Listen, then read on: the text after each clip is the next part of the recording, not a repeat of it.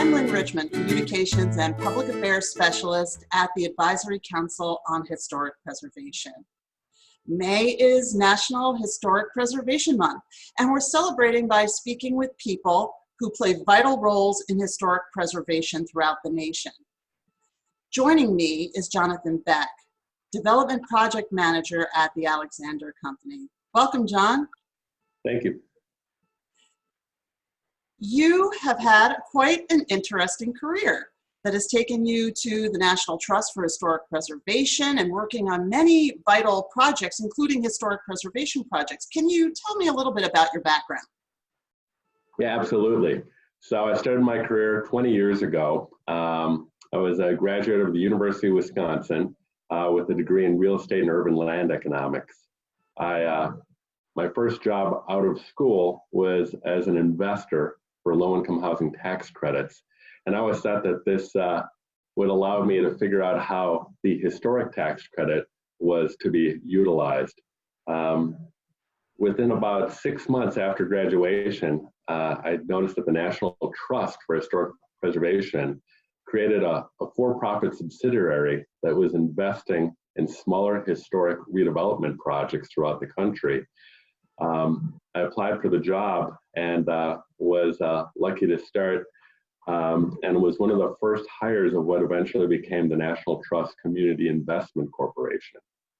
We made investments throughout the country on art museums, community centers, theaters, and also were one of the first in the country to utilize the New Market Tax Credit Program that was rolled out in 2002. In 2004, then, I started with the Alexander Company, working on the private development sphere and working on projects around the country. My first project was a development in Silver Spring, Maryland, called the National Park Seminary. It was an all-girls finishing school that was taken over under the War Powers Act in 1942, became a convalescence hospital and run through the Vietnam War by Walter Reed Medical Center. And then it was up for an RFP. The Alexander Company responded to it, and that was one of the first large federal surplus properties that we ended up working to redevelop into a mixed campus with both historic and some new construction, providing affordable housing and historic condominiums, and restoring the historic ballroom. That led to a lot of other opportunities in the DC area, including the Lorton Prison in Virginia. And we've been busy, throughout the country working on other large-scale urban infill and historic redevelopment efforts.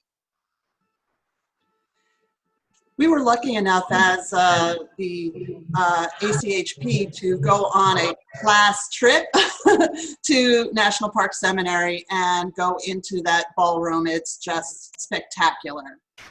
You must feel a lot of pride when you bring back one of these magnificent places from history. Yeah, absolutely. And I mean, and all of them are just sometimes so challenging. That project was under construction during the Great Recession. And that's where you really learn how to read your documents and work with the contractors and, get the project done. So there was an enormous learning curve, and we're working on another large project right now, Milwaukee Soldier Home. And, not very much unlike the Great Recession, everything that's tragically going on with COVID, 19, we also have challenges, with that, but are able to still continue construction. Our chairman, Amy Giorgiani, was there in Milwaukee for, was it the groundbreaking for that project? Yeah, absolutely. So we started, we broke ground on September 20th. So again, this is a project that is on the VA Medical Campus. It's a National Historic Landmark, being one of the 3 original soldier homes commissioned by Lincoln to care for the veterans after the Civil War. This particular set of buildings was left in a state of disrepair, and it went through a Section 106 review. The VA put out an RFP and we responded with the Housing Authority of the City of Milwaukee to redevelop it as housing for veterans at risk of homelessness. The financing, put roughly 2 to 3 years to put together, and we were able then to start construction this past September, even with COVID, and we're still able to stay under construction, given that construction of housing is an essential business under Wisconsin, and so we're on track to complete that project the first quarter of 2021.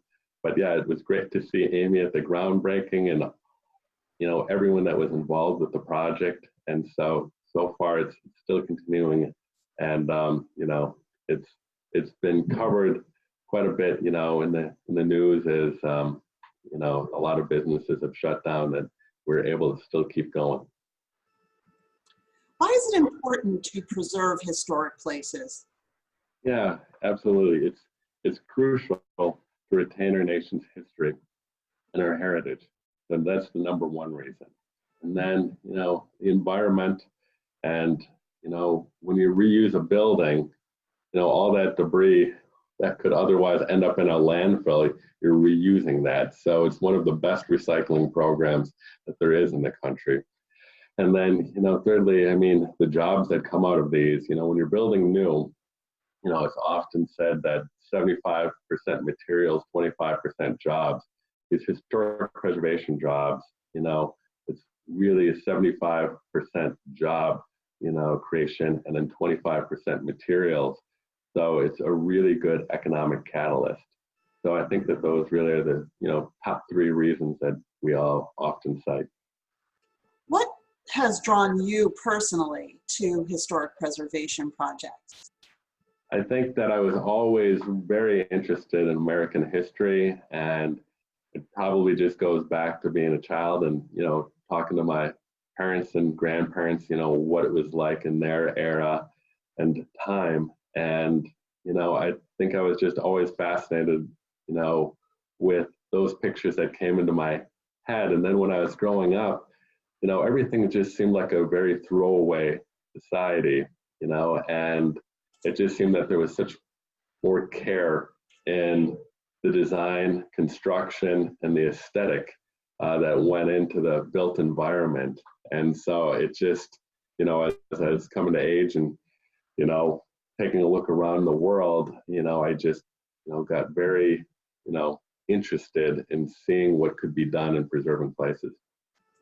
I understand that you've been assisting with ACHP's Leveraging Federal Historic Buildings Working Group, providing a private sector perspective on the federal outleasing projects.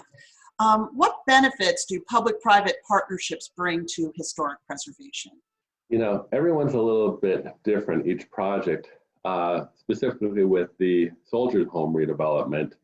It allows the VA to really focus on their core mission of, caring for veterans, the traumatic brain injury, the spinal cord unit there at the VA Medical Campus, all the PTSD and the care that needs to go in, that it's really not in their core mission on, preserving, these structures, given the cost of those. So it allows them to, partner with a group like the Alexander Company that that's our core focus, in the world.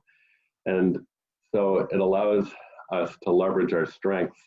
And then also we're leveraged with the local group, the Housing Authority of the City of Milwaukee. The Alexander Company isn't the best at, housing and the services that are required from the veterans, but the Housing Authority, who's been around since 1944 in Milwaukee, that's their expertise. So that's another public-private partnership that exists within this redevelopment. So it allows, groups to leverage their strengths and see a greater project come out for the community. Thanks, John, for all you do, and we really appreciate your involvement with our working group. Thanks so much for joining us too and helping us to celebrate National Historic Preservation Month. Thank you very much.